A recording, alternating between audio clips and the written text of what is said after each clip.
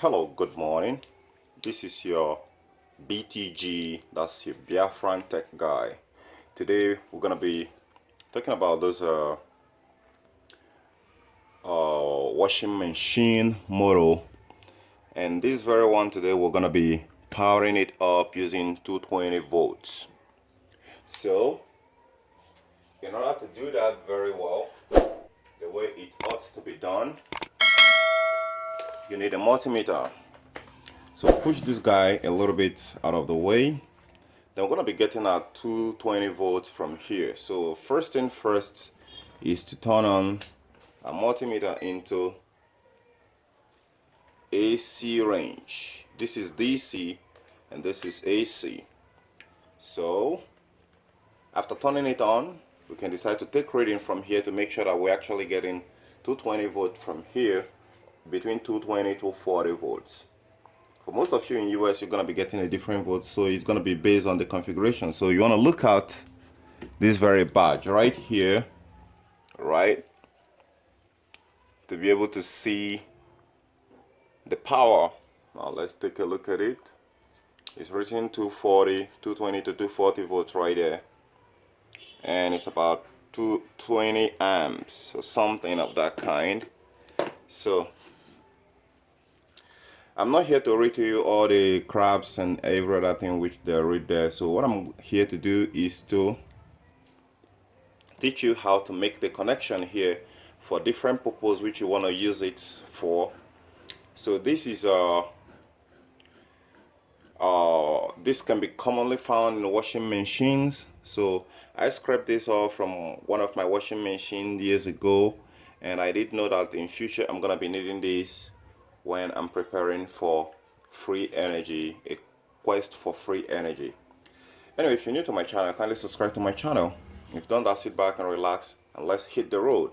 So this is your BTG guy. So let's go. I'm going to be using this right now and testing the power source when I'm setting that is all connected, the neutral, and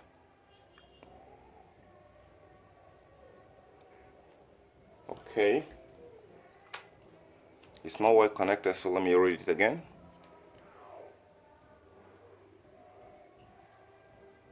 You can see that right there. What we have right there is 207 volts, 211 volts. It's not constant because that's why they call it alternating current. It alternates. It's not steady. All right. So I'm gonna take that reading again. Okay, the light is flashing on the face. I think the best way for it is for it to be like this. So we take the reading again from these two wires. So when we confirm that we're getting a power, then we can go with the wiring connection. So we're having 188 volts here. So that's good. So okay, we're gonna switch off our power supply because when you're working with electric 220 volt alternating current, safety first, right? Gonna wear some sort of insulative gloves that is gonna help you to protect you from getting electrocuted, so, or shocked, as the other name, orthodox name, implies. So let's go to here. So what is the basically thing you need to do here for this very one right here? This is about one, let me get to it, let me get to count it again. This is 10 pins, all right? This is 10 pins, but within the 10 pins, one is missing, and this is actually for the speed controller. This white here is speed controller. So if you minus it and minus the other space there, so you're left with 7 pins. So the simple connection for this, which I'm going to be showing you guys here, is the first, when it's facing up like this, all right? When it's facing up like this, as you can see the socket like here, you want to be connecting one of the first brush here. The brush, you can see this is the brush here. Let me get to you, give you a shot. So this is the first brush, and this is the second brush right here. All right, so the first brush have its own wire from here. You can see it on the black wire right here. That's the black wire right here. So you have to locate it. And this is the second wire. So what do you need to do? We have 3 main lines for this very model here. And this is a this is some sort of a star type of model. You know, the connection is star type. So how do you know that this is the star type? It has a center tap, and the center tap is this brown wire right here, right? You have the brown wire, and you have the blue wire at the end, and you have the red at the first end. So the first end is the beginning of the winding. The brown wire is the middle. Is where the power is center tapped within the star connection, if you know about the star connection. And the third wire, which is the blue, is the last part of the windings of this very shiny copper that you're seeing here. Even if you flip it the other way around, you're gonna also be seeing it, this winding here. So they have the starting, then they have the middle, then they have the end. Now for this very kind of motor here, it have both brush, because that one, if you want to run it with capacitor, because the one that it has some kind of capacitor like it, but not that this big, that it came with while installed with a washing machine. So in this very case here, in our today wiring, we're gonna be wiring it without using the capacitor here, which I just showed you. So in order to do that, is this right step and procedures is what I'm teaching you right now.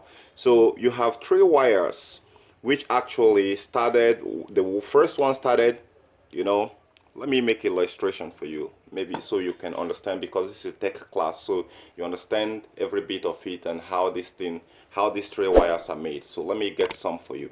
Okay, here we go. Supposedly this is how the connections are. The delta connection is wounded like this. You already know, if you haven't known, this is the symbol of inductor. That's like this, like this, like this is an inductor, right? And this is the delta connection.